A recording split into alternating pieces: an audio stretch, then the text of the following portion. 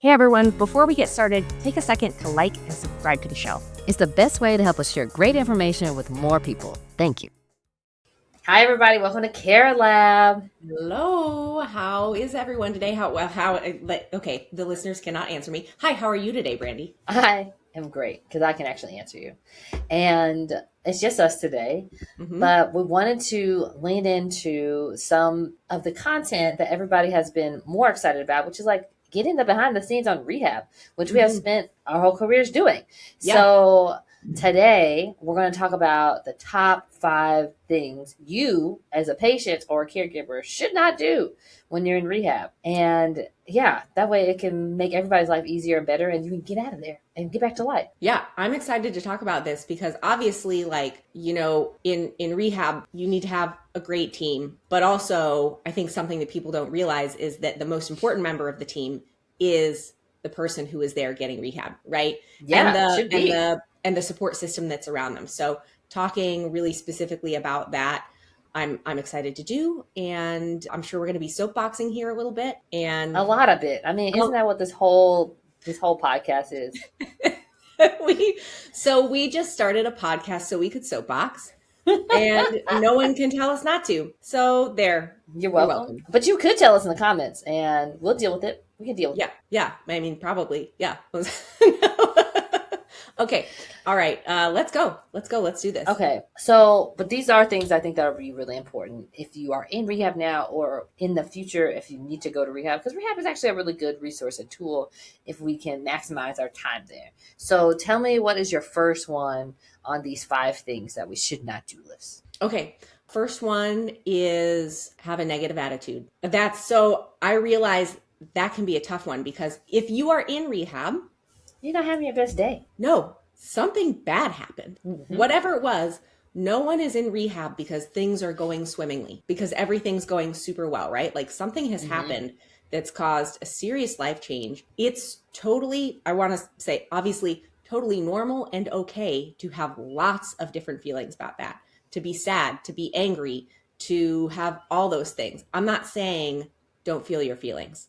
The point that I want to make though, is that of the thousands of people that I have treated over the course of my career, I think that the number one determinant of how well people do is their attitude as they're approaching things. Because Brandy, you can look at someone on paper, you can look at someone's chart and be like, oof, this person this is rough. This is a mess, right? And but you've never seen them before and you're prepared to walk into a mess. And you walk in and this person looks great. They're ready to go. They've got a smile on their face. They're like, let's go do this thing. And on the other hand, you can see a person who on paper looks like they've got everything going for them. Yeah, like, we should be pretty good. Yeah, a little bit of work here and get them back out of there. Exactly. We got this. Let's get this done. And you walk in and it's a completely different scenario, right? And so I think that as hard as it can be some days, the willingness to get up and say, yep, we're going to do this today. Even though I'm angry, even though I'm sad, even though this sucks. Yes, it sucks. If you're in rehab, something sucks, right? Totally. It does. That's why you're there. Yeah. That's why you're there. But the willingness to say, you know what? I'm going to do this anyway. I'm going to get through this and I'm going to come out better on the other side makes a huge difference. So like whatever you got to do to get yourself in that headspace that you're going to go in and you're going to fight, that is so important. Yeah. And I'm going to take us backwards for just a minute because we talk about rehab very candidly and casually. But rehab can have very many different meanings to people. And so specifically, we're talking about like if you have had an acute or a new thing happened and you're stabilized and now you're either going to inpatient rehab where you're getting 3 hours of therapy a day, or you're going to a skilled nursing facility where you're getting rehabilitation for a few weeks and then going home is the goal. That's the kind of rehab we're talking about. And the same, I think, is true for that first one, which is, I don't know what your other ones are, but that one is probably the most important one. Is true in both of those settings, is that your attitude towards it makes all the difference. And the thing I would just add to that, and I think I'm going to level this up for more than just attitude. Because what makes the difference between two people having the same set of diagnoses and problems and one choosing to have a better positive attitude towards it, and somebody else leaning into the problematic nature of it. I actually think it's purpose. It's like what the reason is that they have for going through all this. Whether that is it's almost growing season, I need to get back to my garden, or I need to walk down the aisle for my grandkid, or whatever. Like if people have like a reason, I got to get home and take care of my cat. It don't even have to be huge. But when people have a reason, then they often have the motivation to try to overcome the disparaging feelings that you might have about the challenging situation. I actually did a whole TED talk about this, so I feel passionately about it. But yeah, I think the purpose is also tied to your ability to actually have joy in a tough, challenging situation and not just be masking. Yeah, 100%. I'm really glad you said that. One, because obviously, like as occupational therapists, that's what we're geared towards anyway. And two, because it leads really well into another one of the like top 5 mistakes to avoid. Awesome. Rehab, which is when the therapist walks in and says, "Hey, how you doing? What do you want to work on today?" Do not default to whatever you want to do. Oh, yeah, that's a good one. Because guess what? I mean, I'm going to give you something to do. We can find something to do. It'll be good. It'll be productive, but nothing is as powerful as talking about what you want out of, not just out of rehab, but out of your life. What are your goals? What do you want to get back to? Because then we can actually tailor your treatment. We can tailor the specific intervention. We can tailor your whole plan towards meeting those specific goals. So even though it feels like, well, the therapist is the expert, I'm just going to let them do what they think needs to be done. And sometimes the therapist may come and be like, "Hey, we really need to work on X, Y, or Z today. Is that cool with you?" Right? Like that's going to happen. But defaulting to whatever you want to do, that's fine. It's going to make for definitely a less interesting session for you, and probably a less helpful session for you, because it's not going to be about what your specific needs and goals are. And if it's not about your specific needs and goals, then you're going to be just slightly less motivated to do it to the best of your ability. Exactly. And I'm not saying that people are like intentionally not doing a good job or not working hard. It's just literally human nature. Like a good example is when I was in school, and the difference between going to OT school versus just being in college was that OT school was actually harder, but I didn't feel harder because I liked all the stuff that I was learning, right? And then putting forth that effort didn't feel like effort because I liked it, and so I was motivated to do it, as opposed to like the random math class that I had to take in college, which I had no connection to, right? And so the same is true in everything else, I took right? one math class in undergraduate, by the way, besides statistics. That's all I took. That's all I had to take. Applied math. Yeah. It should have been called like math for like future presidents or something like that. I don't think presidents do a lot. Anyway, I don't know. I derailed us with the math. Yeah. Anyway, yeah. Well, it wasn't the thing. Sorry. Continue. Go ahead. I digress. So yes, I think that's such a great do not do. Like, tell us what it is. Also, that's way more motivating for me as a therapist. If you don't have a thought about it, then just do it for us, because you tell me like, I like this thing. Great. Now my brain is clicking like, oh, how can I simulate that, create that, make it get back to doing that? And it just makes all the things just a lot more interesting because they're like tied to the things that you like or need to do. And I also don't want to waste your time, right? Like if putting socks on is not a thing that you do, or you don't care if your wife still just does it for you and she also doesn't care, let's say that, then I don't need to work on that with you. That I don't care. I only care about the stuff that you care about. But if you don't tell me you care about anything, then we're going to just be pulling stuff out of a hat. And that's just not as great for your recovery. 100%. Okay. Are you ready for number 3? I am ready. What's number 3? Okay. I want people to hang on here with me, because when you hear the words that come out of my mouth, it might feel a little controversial, but let me finish. Ooh, okay. What's the hot take today? Let me finish. Okay. So it is, do not put it all on God. Oh. And I say this because, and Brandy, I think you've had this experience too. How many rooms have you walked into and said, okay, come on, let's go. It's time to go. Let's get up. Let's take a shower. Let's do XYZ. It's time for therapy. And someone says, I'm not getting up. If God wants me to get better, I'll get better. Oh, that's interesting. I don't think I've ever had anybody say that to me. Oh, really?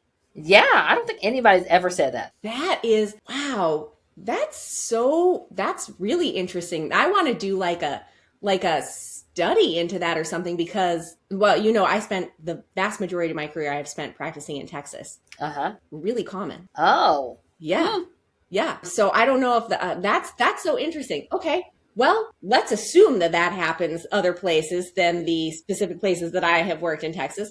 But okay, Yeah. here's why I say that. Like, obviously, if you are a person of faith, God is an important part of Mm-hmm. your recovery, of your strength, of your process. I am not taking anything away from that. I think that is important, and it really, really can be incredibly helpful for people actually to have that foundation, to have that faith, to Mm-hmm. have that baseline, to say like there's a higher power that's going to help me through this. But that higher power is not going to get your butt out of bed. And in order for you to get better, You gotta get out of bed. you got to get that booty out of bed, okay?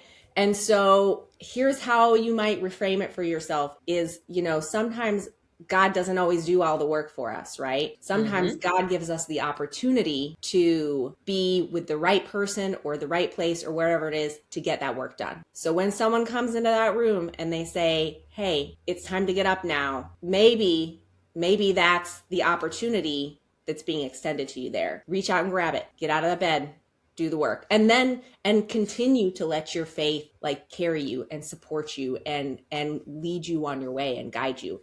That is an incredibly powerful thing to do.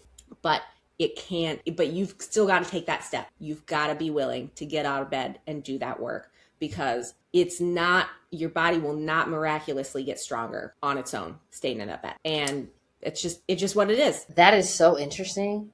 If somebody, since I said nobody's ever said it to me, but if they had, you know what I would say? What I just said? No, I would say, no, what I would say to them. No, I would say, you are drowning and you are praying to God to save you. And I am the ship. We are here to save you.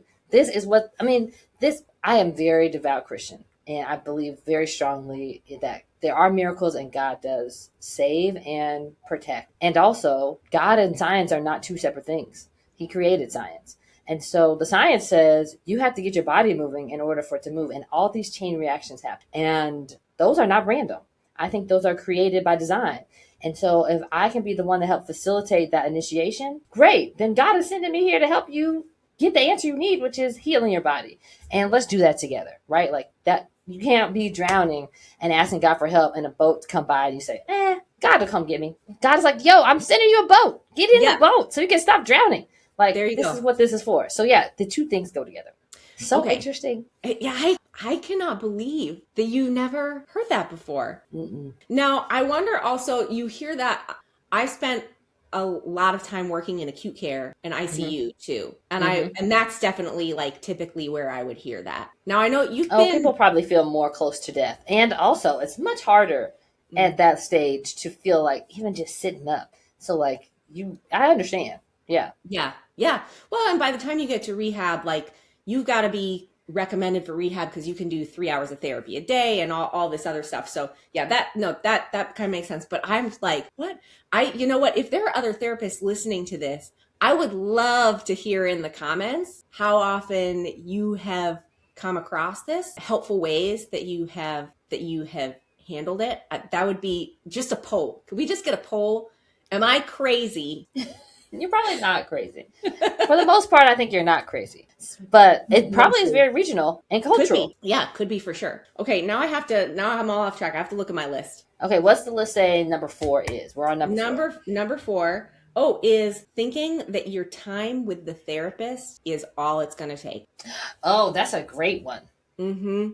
And this really applies to any time you're getting therapy anywhere, right? I would Not say that just actually rehab is the one time where, you know, you're getting 3 hours of therapy a day. You're probably so pooped after that. There's not a whole lot else you can do. Yeah. But the concept still applies that your therapist is there to help coach you, guide you, give you the tools that you need in order to get better. But just let's say like an hour or 2 hours a week with your therapist, if you're seeing someone outpatient, if you're seeing them in home health, something like that, that's not going to be enough to actually get you where you want to be.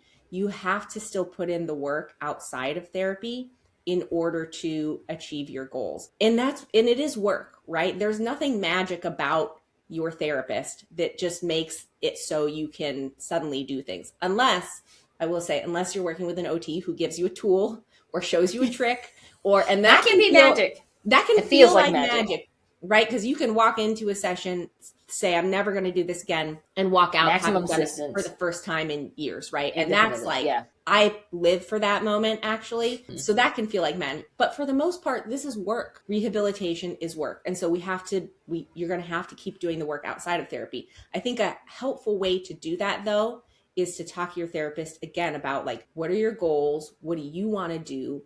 What are ways that you can keep up your rehab that you will actually enjoy besides just doing an exercise program, right? Oh, totally. I mean, because the first thing I was thinking was like, repetition is so important for rehabilitation. We're rehabilitating.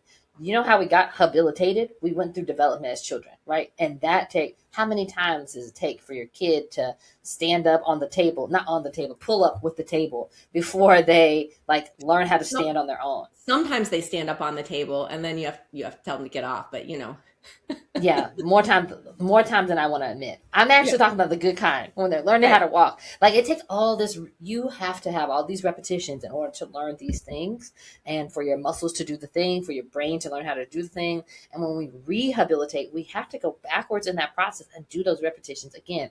Whether that's exercises to improve your strength, your muscles, or if it's a repetition of an activity because we forgot how to do it because something happened in our brain and we don't have that connection point anymore. Or just like think about how many times your lungs inflate and deflate every day as you breathe and take breaths. And if your lungs get injured, you got to increase that. That's a muscle too. You have to do the repetition. So whatever the reason for your problem, it all requires repetition. We talk about it a lot for neurology. So like brain injuries and stroke and like they require a lot of repetitions to get things back to create those connections again. But it also applies in every context that has to do with your muscles, which is literally everything else. So finding ways to put that into your day outside of therapy are super important, because if you were not in a hospital bed, you would be up doing stuff in your life, and those are repetitions. I think we do it so much we don't think about it, but like every time you walk across the house to go do one thing to another, you're taking more steps. Those are repetitions. When you're sitting in your chair or laying in a hospital bed because they don't let you get up, you're losing all of that opportunity, right? And so you got to find ways to pull that back out. Does it make sense? Exactly. And often like the best opportunity is participating in your own life, right? Exactly. Not saying, okay, well, we worked on this skill. We worked on getting my shoes and socks on and off at therapy. At home, I'm still going to have so-and-so do it for me. If that's really a goal of yours, if that's something you really, really want to be able to do on your own, like you said earlier, Brandon, if it's not, then by all means, you should tell your therapist and stop working on that stuff in therapy, because that's a waste of everyone's time. But if something is a goal, we have to continue to struggle through it. We have to continue to participate it. And the best, most rewarding, and most effective therapy that there is just participating in your daily life and starting to do those things. As long as you can participate in a way that is safe or that is supported so that you can do that, like that's it. Keep at it. And that's where those repetitions come from, right? Because if you want to feed yourself, then the best repetition is doing bringing your hand to your mouth 100 times during a meal. Exactly. You could do a bicep curl with a weight, and that's going to help you get stronger. But creating that motion, again, particularly when we're talking about like neuro rehab, doing that functional skill, it's the best there is. So, keeping in mind that the time with the therapist is your time to learn what you need to do. The magic happens in the work that you do outside of therapy. And even in like an inpatient rehab context, you might only be there for a week or 2 weeks. You think your recovery is only going to take a week or 2 weeks? No. Almost never. Right. These are marathons that we're running, not sprints. And so continuing to do that work, continuing to follow those recommendations, continuing to advocate for yourself to get more therapy if you need it. Like these are the really important skills to get people to help achieve those long-term goals. And to simplify all the words we just said, like the faster you get back to doing our everyday life, the more repetition you automatically put in. Like, so if you don't take nothing else from this number 4-1, just like the quicker you get back to doing your own stuff in whatever capability you can do it safely, like you said, that is what helps you get better. Okay. And I think this leads into number 5 really well. Great. What is number 5? So the number 5 mistake to avoid is focusing on perfection instead of progress. Oh, yes. It is so easy to get into this headspace where you're just comparing your performance now to your performance before your illness or your injury or whatever happened, right? It's Yeah. really easy to get into that headspace and get really down on yourself and say, I'm never going to make it, to develop that can't do attitude that we were talking earlier. Avoid that. You can't compare the before and after to where you are right now. Focus on the wins that you get. And when you focus on the wins that you're getting, it can help you develop that can do attitude. Like, look what I can do today that I couldn't do yesterday. Like, Yeah. yesterday, it took 2 people to help me with that transfer. Today, I did it with 1 person and a sliding board. That's huge progress. That is huge progress. Yesterday, I couldn't pick up that cup. Today, with a little bit of assistance, I was able to pick up that cup and I gave myself a drink for the first time in a month. But I'm not feeding myself all the time and I can't go cook a meal. And, what about that? That is a recipe. That's a recipe for a can't do attitude. Is what that is. That's a recipe for feeling bad about yourself, for for limiting your own progress, for making an already hard experience even harder. So as tempting as that can be, and as easy and natural as it is to do those comparisons, we have to be really intentional about not doing it and instead focus on the progress, the incremental progress that you're making every day. Because just like you said, Brandy, we don't expect our kids to be born, and one day they crawl and the next day they walk and the next day they run and the next day they skip. Like we don't, and the next day they do calculus. We don't expect that because we know that it's about incremental steps and incremental development. And if we can think about it in that way and give ourselves maybe that same grace and patience that we offer to the people that we love around us, like be kind to yourself, give yourself grace, give yourself compassion, give yourself patience, give yourself credit for the progress that you're making, and then just keep at the work. And before you know it, you will have come so far by not focusing on that huge giant picture, but just one step ahead of you every time. Yep. Do you know what I think I have seen help people snap out of that can't do comparison attitude the most?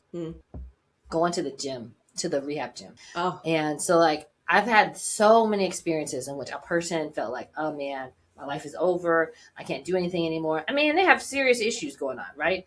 I can't ever go back to doing blah, blah, blah. And they're only thinking about the things that they cannot do right now, not even envisioning what they could do in the future. And those people often don't want to go eat in the dining hall with everybody else.